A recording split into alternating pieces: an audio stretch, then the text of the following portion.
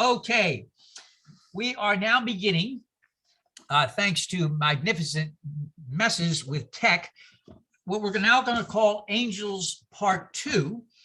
And let me reiterate, since we were not able to record last time, where we were last time and where we're going today. We have been using a book called, as you can see here, Angels, A Very Short Introduction by David Albert Jones. The idea is to give us some order as to how we look at angels.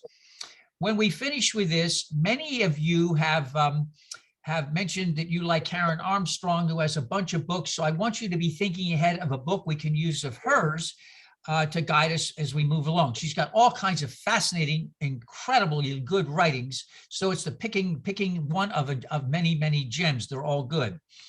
As we begin today, good morning to Maureen, who is down in the farm area, Pat Sullivan, who is in Forest Hills, Doug Claus, who is in Munich, John Sloan is in Port Orange, Mary Grimmy is forever in a cornfield.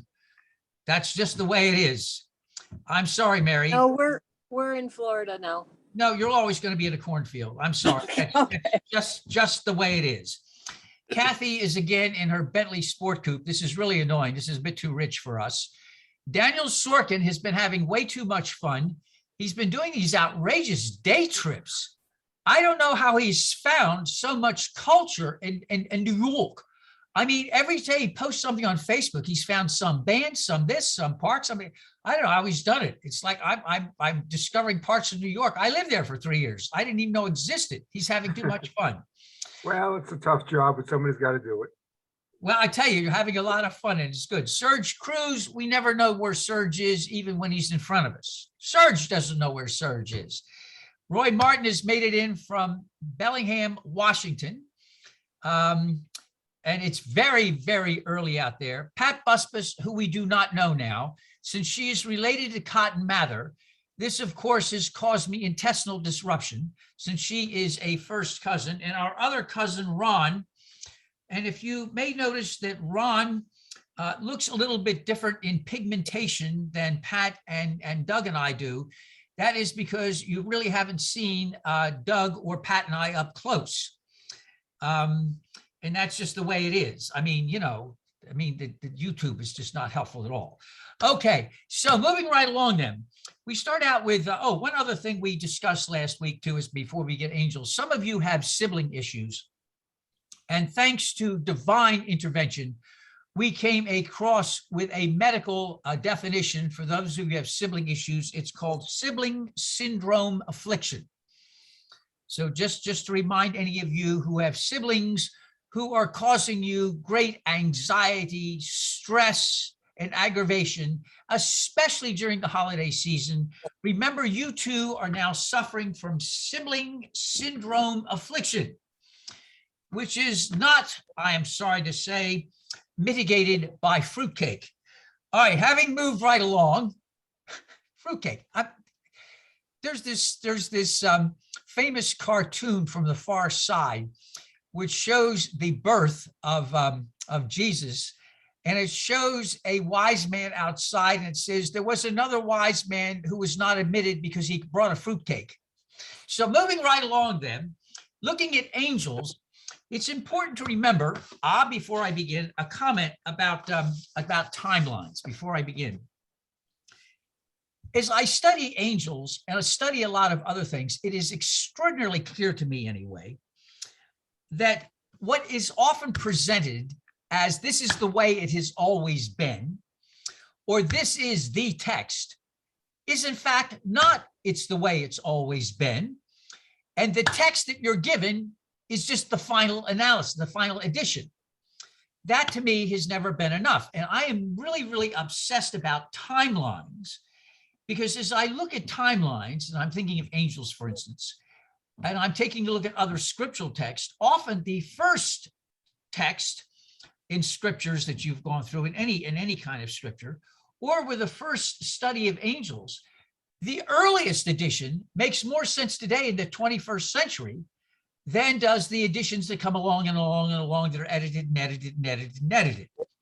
For instance, the very, very first creation story, which tried to be buried by scribes in Babylon, was that whole interesting dialogue between Adam and Eve and God.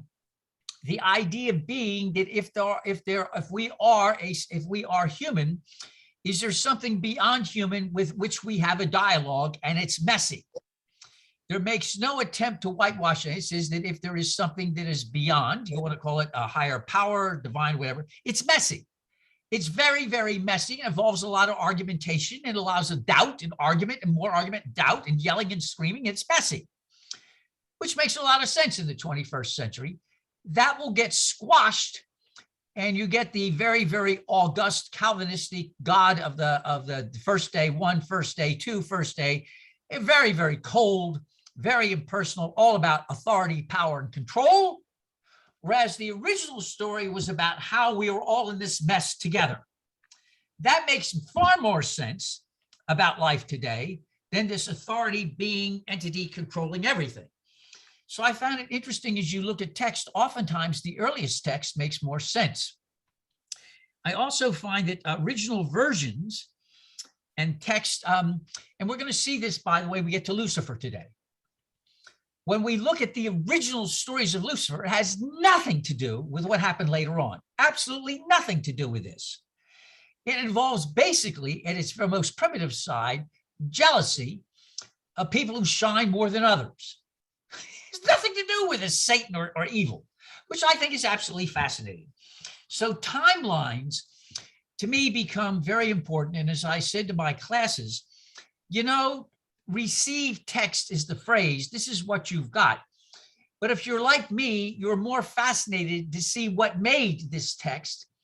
And I'm always interested in what got edited out and why. Now, let me give you a classic example of this, and then we'll move on to the angels. In the earliest gospel, it says, "Is not this Jesus, the son of Joseph the carpenter and Mary, his mother?" That is the earliest text that we have of the Gospel of Matthew, of the Gospel of Mark. It is very clear there is no virgin birth in Mark. Mark does not start with a virgin birth. It starts with Jesus being 30 years old. But in reference to him later on in his ministry, it says, "Is not this Jesus the son of Joseph the carpenter and Mary his mother?" This is not allegory. It was just assumed he was born naturally. The next text we have, we know, is 100 years later. And it's been edited to say, "Is not this Jesus the son of Mary?" What happened was, in that 100-year interval, the doctrine of the virgin birth became very, very, very strong and demanded Christianity. But in the original part of Christianity, it was no big deal. He was born of Jesus, born of Joseph and Mary. It's not a big deal. What's the issue? So when you see the earliest text often reflect this situation as it really was, later on you get politics, you get authority, power, and control, you get dogma, you get doctrine, it gets added on. Unfortunately for traditionalists and dogmatists, we now have a lot of very early texts that have been discovered by mistake, and you can compare the earliest texts with the way they've been edited later on. And for people like me, that's excellent. For traditionalists, it's very annoying because I'm very pesky about this. When somebody says, "Well, it has been written," I said, "Yes, but it was written before that, this. How are you going to square that?" And so I'm not satisfied with "it is written" in the received text. And I'm not satisfied with the end of the timeline. I often find things in the very beginning of the timeline are far more modern, just for what it's worth. Having said that, with angels, we talked about the very first class, first part of angels, that all of us had images of angels, whether we believed them or not. We had images of angels. And as I said to the class, I always thought of fat little cherubs running around. Some of you had seen angels carved in churches or in other kinds of things, or all kinds of Renaissance angels, who I thought was fascinating, and we'll point this out later. The male angels look extraordinarily effeminate. I don't know if you've ever noticed that. The homoerotic angel almost Maureen's laughing, but it's true. I mean, you know, you look at some of this stuff. And the reason I say that, because that's not the way you and I first are introduced to angels in terms of a timeline. What do we get? Let's go back again and remind ourselves. Before the exile, everybody, is roughly 596 and 586. When Jerusalem is first rebelling in 596 against Babylon, it did not go well, and 5,000 of their biggest get exiled to live in Babylon. 10 years later, they do it again. I can't believe they did it again. It worked really badly this time, and a whole bunch wound up in Babylon in exile, and they will stay there for several generations. Now, just let me explain what I mean by stay there for several generations. The Persians will destroy the Babylonians, and in 520, Cyrus of Persia will offer those who wish to go back to their homeland safe passage. In Ezra and Nehemiah, and a few, let me make this very clear, a few will go back. Most will stay in Babylon. Now, the reason I point this out is because, you know, when people are talking about biblical history, they neglect to understand basic human nature. If all of us have been now 3 generations in Babylon, and we are living well, and we're dressed well, and we have good occupations, here is what waits us if we go back to our homeland. Peasants who are now intermarried with non-Jewish peasants. The city is destroyed, the temple is destroyed, and you're basically seeing what? A wasteland with literally the great unwashed. So imagine, and this is what happened, you get a few thousand people living off the ground with small flocks and herds and what little agriculture. Intermarriage in a very, very, very synchronistic society. And all right, you get there. Yeah, Maureen's got that right. You can see the thing. That is why there's so many Iranian Jews, many of them settle in Great Neck, Long Island. Yes, you're going to find Jewish communities them there for a very long time. You get settled in. Now, when you get the few that come back to Jerusalem, just use common sense. Imagine Ron, Doug, Grimmy from the cornfield, Roy, Cecilia, and I coming on camels. How are we going to dress? Dudes, we're going to dress as if we're from Babylon. We're going to smell like we're from, I keep on mentioning scents. I mentioned that last time. People don't realize how that is important. I'm serious about that. You bring with you scents, something minor. Wizard had a bunch of teeth out this week. He's recovering nicely. You're old. He's old. He hasn't got the memo he's old, but the teeth did. So he comes back, and Sadie didn't recognize him right off the bat. Why? Because he'd spent all those hours in the veterinary surgery. And so he picked up all the scents of the veterinary surgery. So he comes back as him, but Sadie didn't recognize him. She had to come over and sniff and sniff and sniff and look at him. The cat who comes in from outdoors came up and looked at him and sat down and looked and looked and looked. It took him a while to understand that this, because he smelled differently. His scents were different. Now that's primary. If you've had dogs or cats that have been in a surgery, they come back, the other animals take a little, they smell differently. They have to get used to them again. So you come in on camels, you dress like you're from Babylon, you dress like you're now Persian, you smell that way. And what do you meet?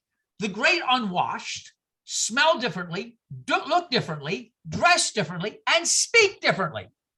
And you may think you have saved your Hebrew. Do you think your Hebrew from 586 is going to be anything like the Hebrew they're going to be speaking as they've intermarried and they have their own patois? Am I making sense to everybody? It did not go well.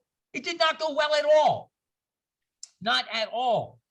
And when you read the last 10 chapters of Isaiah, the book of the prophet Isaiah, this is written by people who came back from exile. It was a mess. And Ezra comes in, holier than thou, acting as if he is the repository of everything. Imagine you and I have survived crap.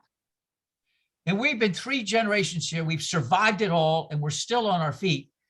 And some busybody who represents another time, another place, comes back and says, I have arrived. I am here with the law to help you all out. Really? You can imagine the language I would use to meet somebody like that. Most of you would agree with me. And so it was a mess. Regardless of how the biblical whitewash went, it did not go well. So you have then this whole thing with angels. You have the people living in the Holy Land, quote unquote, that are peasants, intermarried, intermixed. And then while we're in Babylon, by the way, Babylon is loaded with all kinds of angels and angel motifs that had nothing to do with Judaism. Absolutely nothing to do with rabbinic thought, nothing to do with Judaism, nothing to do with anything that came from Jerusalem or the kingdom of Israel. So this turns out to be a mess. So here we go. Before the exile, before the final exile in 586, we had the land of Canaan, Canaanite influences, and let's not forget the ancient Egyptians with wings. The ancient Egyptians had their gods and goddesses with wings. Let's not forget that. Now, we get our first introduction with angels, with Abraham, with a Nanny McPhee moment where suddenly these things appear. And notice there are no halos, no names, and no personalities. They just simply talk to Abraham. He turns around to talk to Sarah. They're gone. Turns around again. They arrive again. Come and they go. They are messengers. Then we're introduced also for the first time to a type of angel called a cherubim. Are these sweet, loving, delightful, huggy little thingies?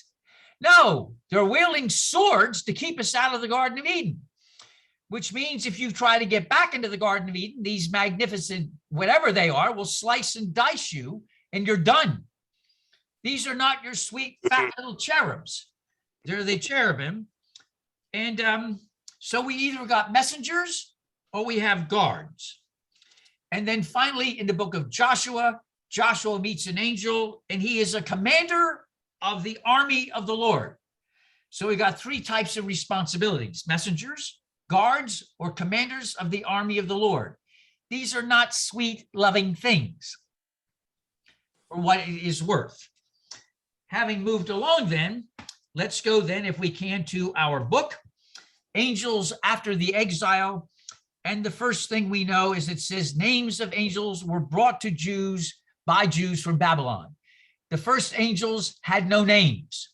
They got names from the Babylonians. And the first one they mentioned in our book, our textbook, is our good old friend Satan. Are we ready, everybody? I've done some look from Satan. Let me read to you from what we did a couple of 2 summers ago. You ready, everybody, for a good old time's sake? From chapter 1, which was added. For those of you who remember when we studied Job, chapter 1 and chapter 2 were added, and they made a real mess of it. Here we go from chapter 1. On the day, the heavenly beings. Now, this is one of the things that I always find fascinating. Most people are not aware that God was not by God's self. In chapter 1 of Genesis, God says, let us make humankind in our own image. Now, I remember asking, who is us? And the professor said, us meant a heavenly council, or angels, or the sons of God. Be any of those. But God was not alone. And I said, well, if there's a heavenly council, how do you get on it? I mean, how do we submit a profile? How do we apply? I think I'd be a great one on the heavenly council. I'm trying to imagine Maureen, Roy, Danny Sorkin, bring me in the cornfield and me on a heavenly council. Oh, all right, you got it. All right, so on the day the heavenly beings came to present themselves before the Lord, Satan also came among them. And the Lord said to Satan, where have you come from? And Satan answered, from going to and fro on the earth, and from walking up and down on it. Satan was a member of the heavenly council. He wasn't evil. His job was to patrol the earth, report back to the other heavenly beings what was going on. There's nothing evil about him. And he, according to the addition to Job here in chapter 1 and 2, his job is to annoy God, and he and God get in an argument. And poor Job is the result of what happens to Job is the result of an argument between Satan and God. The reality is, though, Satan here isn't bad. Satan here isn't bad. He is just a member of the heavenly council. He's kind of a prosecutor almost, trying to report back what's going on, and but he's not evil. The first time that that Satan comes across as somebody we need to watch out for is in Zoroaster. Zoroaster had Ahura Mazda, one God, and that one God created good and evil. And Zoroaster was the first one to argue about free will in terms of antiquity, the first one to talk about human beings have free will.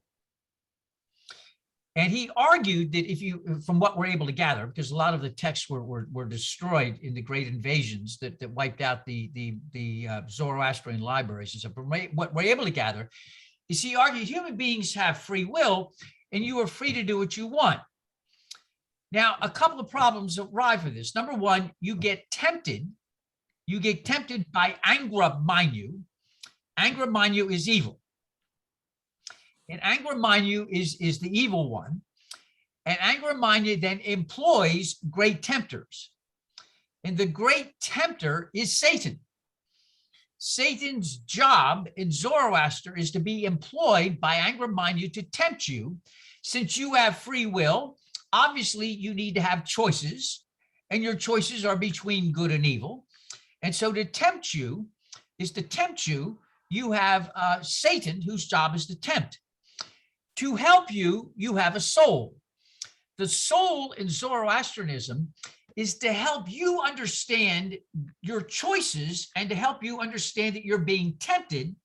And then your free will, do you listen to your soul to act well, or do you give in to temptation and act evilly? The point in Zoroaster is, while everybody has free will, yay, there is the other problem, one of the worst words in the English language, consequences. You are free to be, but you've got consequences with your being free to be. Now, what happens in Zoroaster is, you're going to love this. This is all for almost like Monty Python. There's a section of Monty Python in the Holy Grail. You have to cross this bridge. The rabbit comes out. In Zoroaster, it's interesting. The Book of Revelation talks about a lake of fire, and I have to explain to my students in terms of a timeline. The whole lake of fire things happens 1,500 years before the Book of Revelation was ever conceived on Patmos by John. They said, "What do you mean?" I said, "Any of you have ever read the Book of Revelation, which is a really weird, strange book?" I said, "This whole thing about a lake of fire and purifying did not originate in Christianity. It originated in Zoroaster. The idea is Pat Sullivan. Pat, you just died. Sorry about that. I mean, it happens, you know." So Pat dies, and this is what happens. Immediately, Ron Iton, who is now, by the way, no longer here, he is working for Ahura Mazda, and it's his job when people die to open the book. Think of a Victorian accountant sitting on an old chair with a big Victorian desk. Think of Ron with a monk's hood, long fingers with long yellow fingernails, and he sees Sullivan Pat, and he sees this is bad, all of the things that she has thought of and done, thought, word, and deed. It's all in the book, and books were opened. Then he brings out with his long fingers a scale. And all the things Pat has done that are goody, goody, goody, goody goes on one side of the scale. And all of the things by thought, word, and deed that were bad goes on the other side of the scale. As this is being done, Pat is on one side of a big, big, big chasm. Down below, way down below, is an enormous lake of fire. Over this chasm of a lake of fire is a bridge. On the other side of the bridge is paradise, is heaven. Pat begins walking across the bridge, and an old hag, Doug Claus, as an old hag sagging everywhere in hair comes out. That's my cousin Doug. And if Pat has been bad, guess what happens? The bridge narrows. Wah! Wah! Kerplunk. I don't know why you all are laughing at this. I have no idea why you're laughing at this. The woman's just been pushed off by my hag cousin Doug. I mean, this is not funny. At the end, however, Zoroaster, like Hinduism, is universal because it's believed that at the end, there'll be a magnificent, huge combat between the forces of evil and the forces of good. You know where this goes. The forces of good win, and all will be risen up, purified, so all at the end of time will be one in paradise. Now, I find this fascinating because this is 3,500 years old, predating Christian iconography and thoughts by at least 1,500 years in the book of Revelation. This idea of purifying lake, fire, purity, and things, and light, and all the rest of that.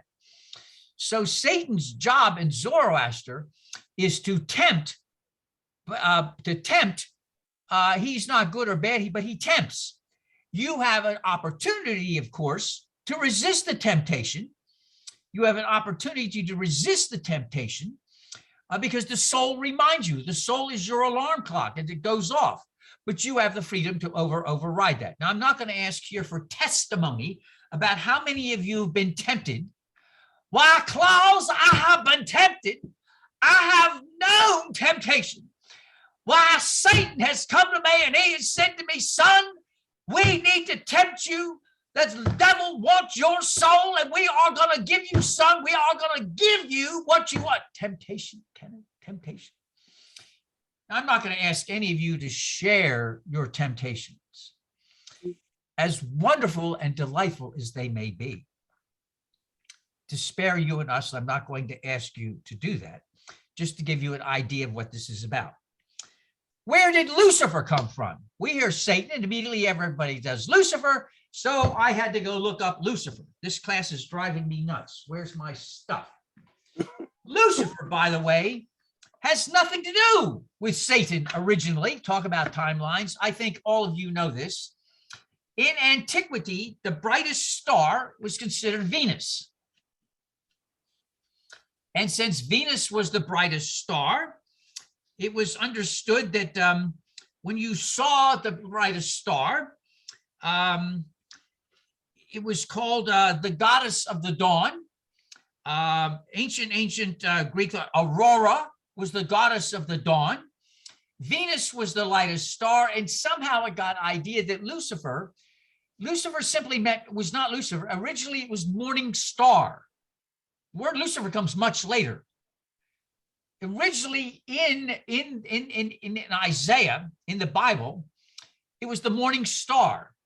But long before Isaiah was written in the 500s BCE, our section that mentions it, we got that it was the largest of all stars, and somewhere in Babylonian mythology, the idea was that the star rose to its greatest heights, but as is the case with all that rise to its greatest heights, Night comes along and knocks it down.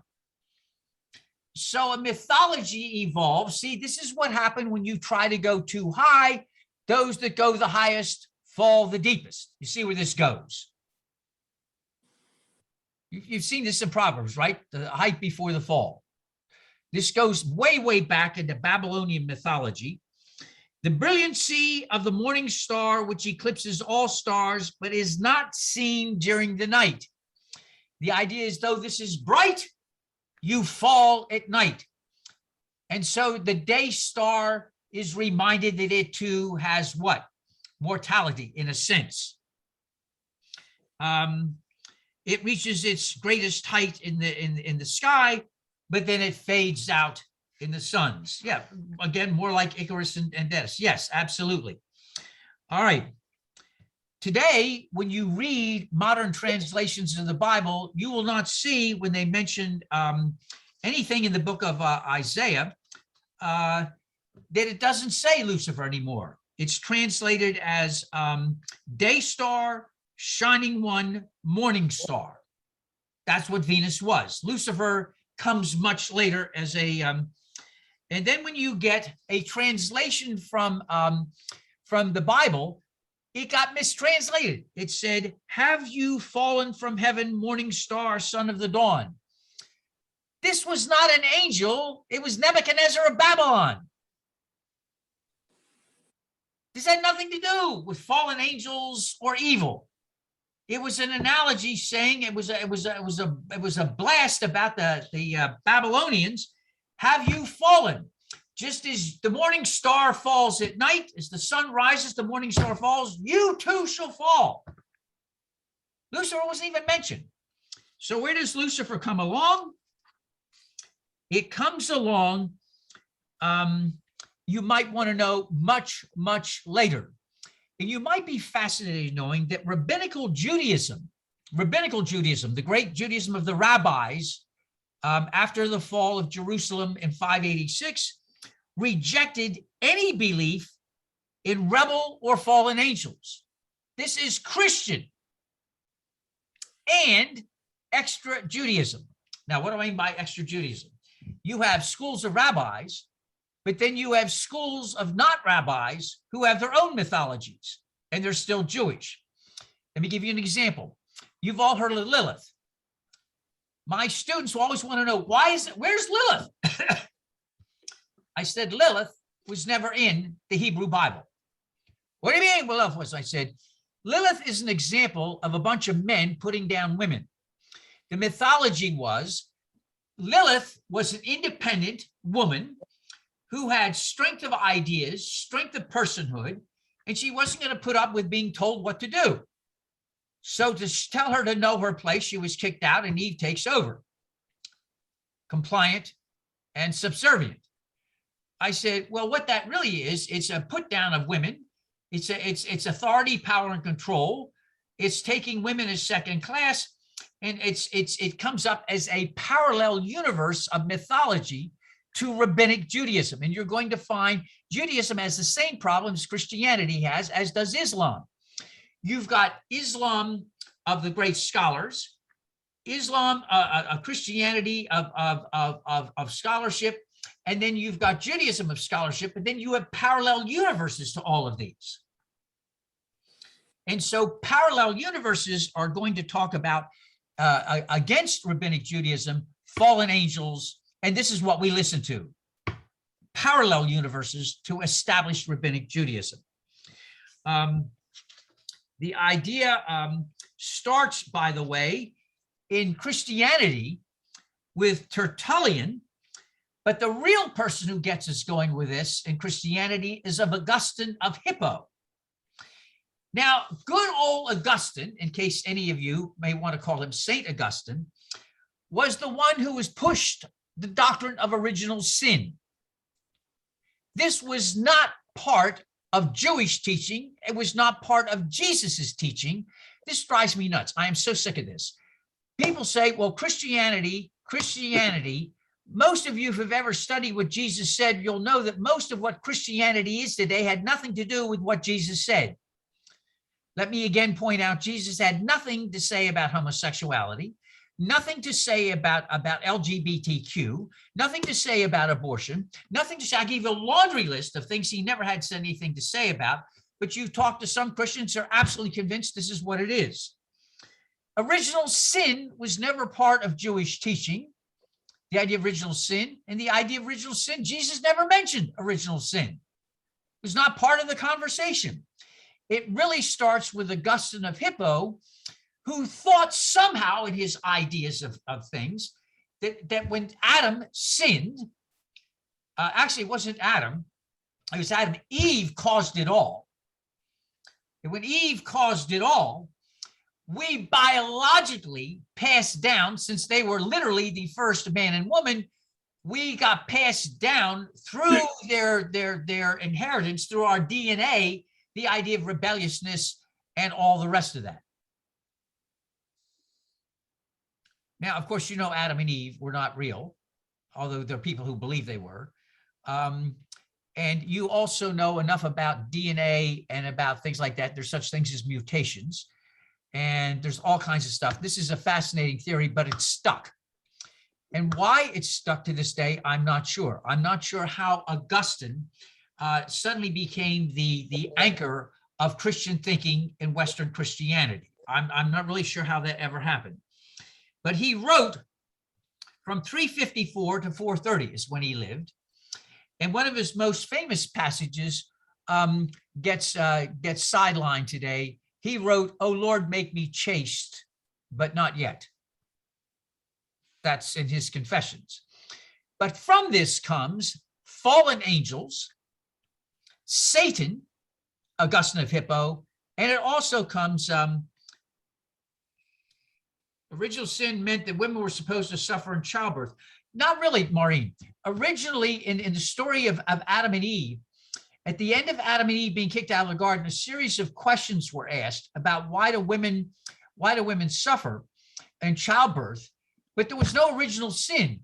The argument was they argued with what God told them to do, but was not considered sin or the way we think of original sin today. It was the end of the story of the Garden of Eden asks a bunch of questions. Why are we bitten by snakes and die? Well, there's a bunch of questions. And the idea was to try to answer those questions. Why does this happen? Why does this happen? Why does this happen? Well, we got kicked out of the garden. We got kicked out of the garden. We got kicked out of paradise. And this is the way life is today. And this stuff happens. To make it very simple. But the idea of original sin was not part of Jewish thought. It was not part of a Jewish interpretation. Jews argued, the rabbis argued, we have an inclination towards doing bad things, but we also have an inclination toward doing good things. And original sin does not talk about the good enough. It's out of balance. It's like all of us are from birth plagued with sin, and therefore we need to be rescued, saved, if you will, from our essential selves. Now, I don't know if any of you ever thought about that. I kept on thinking, what kind of God would create people like that?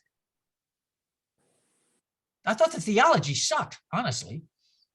I'm thinking, let me see if I got this straight.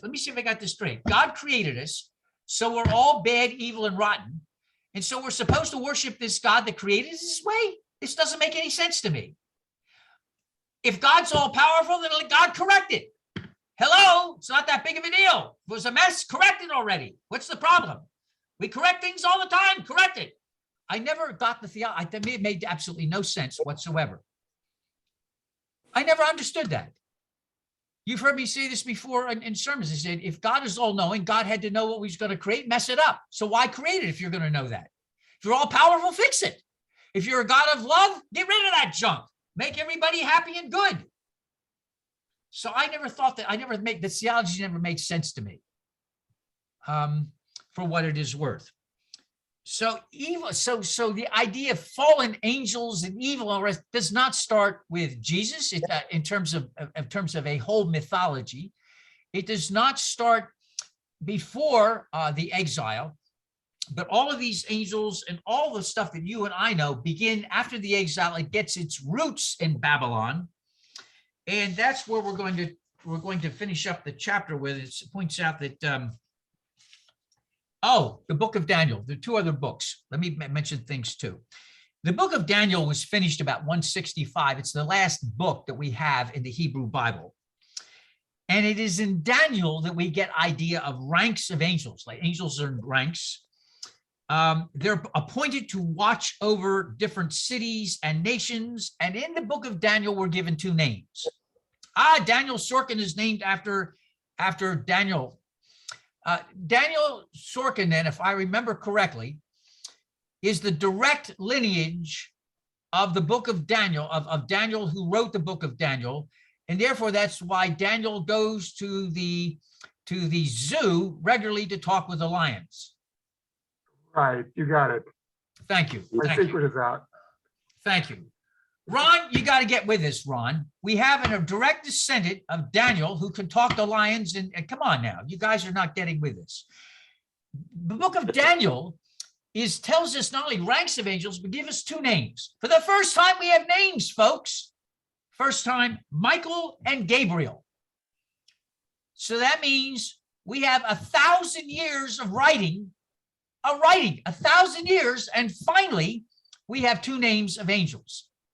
So when somebody says, well, they've always been in the Bible, not so. Gabriel and Michael only appear about 100 years, 160 years before Jesus is born. They're new on the scene, if you will. Now, I don't know if any of you have read the book of Tobit or the book of Enoch. Tobit is not part of the Hebrew Bible, but in this, it is absolutely fascinating in this parallel universe to Jewish thought. We are given another angel, Raphael.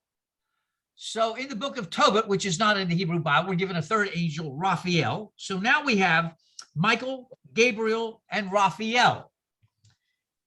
In the book of Enoch, and this causes me great annoyance, people quote the book of Enoch as if this is this great, magnificent compendium of reference.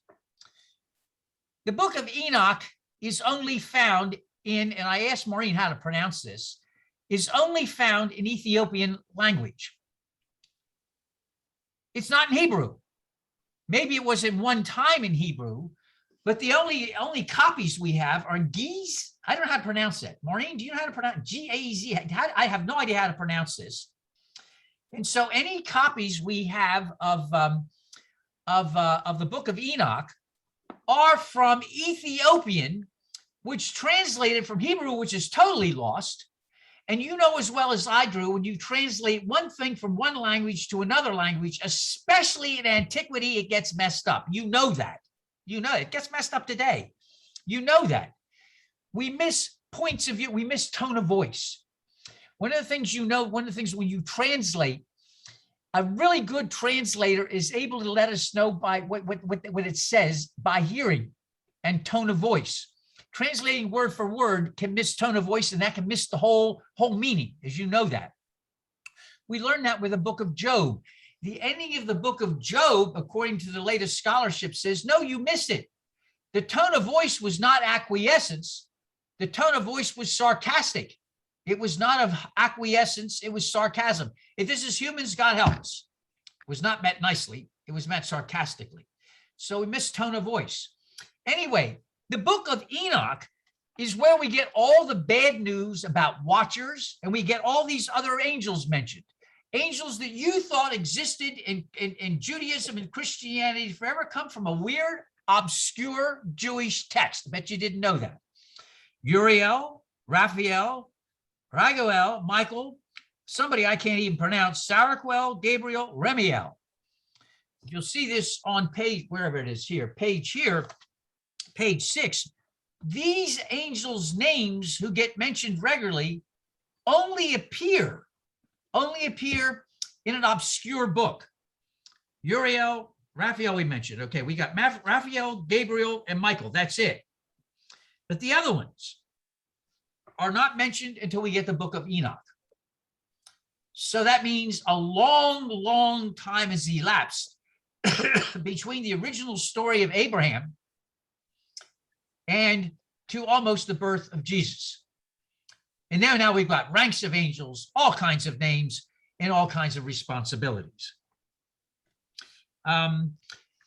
After Jesus dies, the Talmud becomes part of Jewish thought and writing. The Talmud is a collection of books written by rabbis between 200 and 400 CE. Those of you who have any knowledge of the Talmud might find this is delightful, because this is so often what human beings do, including Christian writers. The Talmud often embellishes a scriptural tale by adding one or two angels. And this happens all the time. This is why I said timelines. We get a timeline here, no angels. The next thing you know, 400 BC, CE, thanks to the Talmud, angels get thrown in. It gives you an example. According to the Talmud, 3 angels who visited Abraham were Michael, Gabriel, and Raphael. That's not what the text said. The original text, the oldest text we have, said these things appeared. That's it. No names, no halos, no wings, nothing. By the time of the Talmud, obviously, Michael, Gabriel, and Raphael. So I'm just saying, welcome to human nature. It's not enough. You have to embellish. I don't mind embellishment. What bothers me is when somebody says you must believe the embellishment or else. And too much of religion is when we get the end of the line saying you must believe this, when in fact nobody believed it for thousands of years. Do you understand what I'm saying? So I think you're going to see a lot of things that you and I have been told this is the way it always is. That's not true.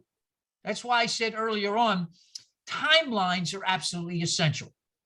And just because you have a final version, for people like me, that's not enough. Not enough. Okay, the next time we're going to be discussing angels and Christianity, angels in Islam, and then we're going to flip over to pages 14 to 31, picturing angels. That's going to be fun too. One of the things that happens is when you ask to describe something, what do we bring to the table when we describe something? And this is, again, our journey, talking about tomorrow and the 14th of November. Each of us brings things to the table that reflect our backgrounds for better or worse. Now, if you said to me, Kenneth, how would you picture an angel? I would picture an angel based upon what? What I bring to the table, what I've read? I don't know. Pictures I've seen. Isn't it funny? I raised this as kind of a rhetorical question. If all these things you and I picture turn out to be absolutely wrong. Now, I'm thinking, for instance, of, let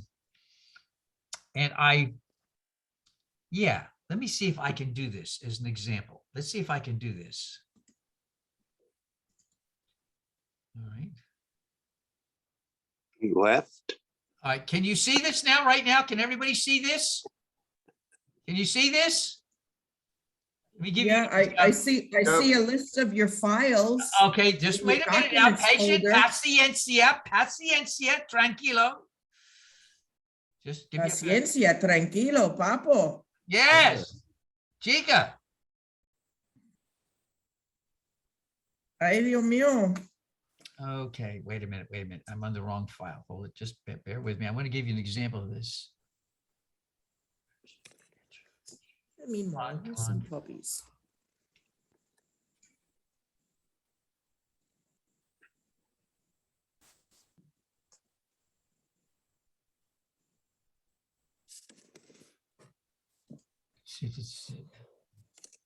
This. Now, imagine all the pictures you have of Jesus in your head. Imagine all these wonderful people who sing while we come to the garden, while the dew is still on the roses. And he walks with me, and he talks with me, and he tells me I am his own, and the joy we shared, oh, as we tarried there, none other will ever know. And we did these pictures of this white Anglo-Saxon Jesus in flowing blonde brown hair, blue eyes, high Nordic cheekbones.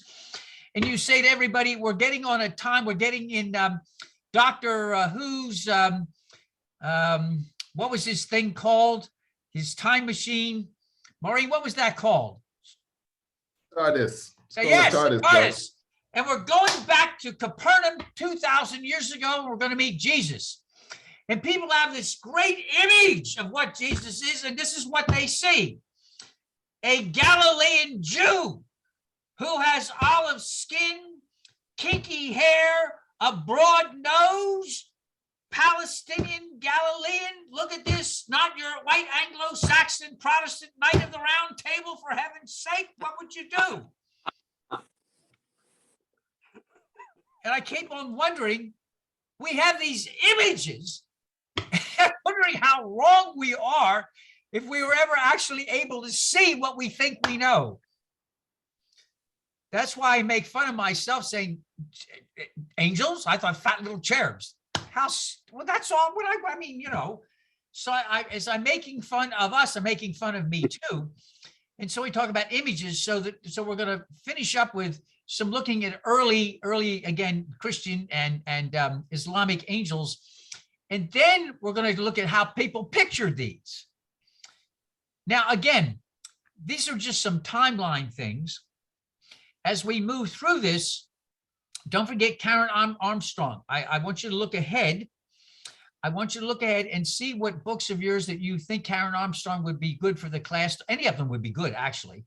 So whatever you think is good, we'll post them a bunch up. If something sounds really good, the more votes we get, we'll do it. Okay. Karen Armstrong has a book about the Bible, I think. Like Yes, she does. She does. Right. Yeah, she has a book about the history of God. She has so many. Oh, yeah, they're excellent. So whatever you want, they're all good. But the thing is, we have a book. It gives us something to bounce off of and keep some timelines. But again, I want to think and remind you all, think of timelines and think just because something is at the end of the timeline, does that make it, this is what we have to accept? And I think you're going to find, again, oftentimes the beginning of the timeline seems far more relevant in the 21st century, ironically enough. Okay, there's one for the Bible. There's all kinds of stuff. Whatever you want is fine, but let's go through the angels, and then we'll start in the new year or a little before with Karen Armstrong. Okay, let's see what's your name. Maureen is here. Doug is from Munich. Pat is here from Forest Hills. Danny is from Forest Hills. Kathy is in her car. Mary Grimmy from the cornfield, always from the cornfield. John from Port Orange. Serge is where Serge is. Roy from Bellingham, Washington. Pat Buspus is over in Tampa. Ron is from where the Ton are, outside of London. Cecilia, my neighbor. Franzella's my neighbor. By the way, Cecilia is down the road from me, and Fran is right across the way, Franzella. And she's got, by the way, she's a mother of two fascinating kids. She has a 10-year-old who's brilliant, who scares me. She writes unbelievably well and digests Harry Potter like it was a donut. Unbelievable. Then she has a almost 2-year-old who is a Superman. He's already into tech and stuff. The kid is absolutely a riot. Unbelievable. And then we've got Tony Lee, who is been with us forever. She's out in Miami Lakes. And the joy of Zoom is we can get all of these people from all over and meet. We couldn't do that if we were meeting at a place. We just couldn't do that. We have lots of people away today. They send emails. So thankfully now I know how to do this as host. I will record this, finish this and tape it, send it out for a tape later today. So this will be Angels Part 2. Next time we're going to look again at the end of the chapter on how some names were thrown in later on. By the way, one thing I forgot to read very, very quickly that you might find interesting. Where did it go? Where did it go? Where did it go? About Satan and Lucifer. I thought this was fascinating. I forgot this. Let me read this to you. John Calvin rejected the identification of Lucifer with Satan or the devil. What? He said the exposition of this passage, which is given some as if it referred to Satan, has arisen from ignorance. He said the passage, John Calvin, no less, said, no, you got it all wrong. It has nothing to do with Satan. It's to do with the Venus. John Calvin, no less. And guess what? Martin Luther agreed. Calvin and Luther said you got it all wrong. This has nothing to do with Satan and fallen angels and Lucifer. You misread the passage. It's morning sun and Venus. I never would have thought that. I would have lost the ranch on that. But I wouldn't have bet my ranch. I would have bet Ron Iden's ranch out north of London. All right, we'll see you guys next week. Again, I apologize today for my cousin's relation to and resulting from Cotton Mather. There are things in our past over which we have no control. I have no control that Pat is my first cousin, and Cotton Mather, I shall now have to take to my bed. I have the vapors. This is too much. Be well, everybody. I see you, some of you tomorrow. And if not, I will see you next Saturday. Those of you who haven't sent me a thing about your journey, please feel free to do so. Be safe and And- well. Herr Dr. Klaus, are you gonna leave the Zoom open for those of us who want to chat after? I will try. If I mess up, it's not intentional. Okay, I'll try, but if I mess up, let's see. Hold it. Leave meeting. There. See if we can do that.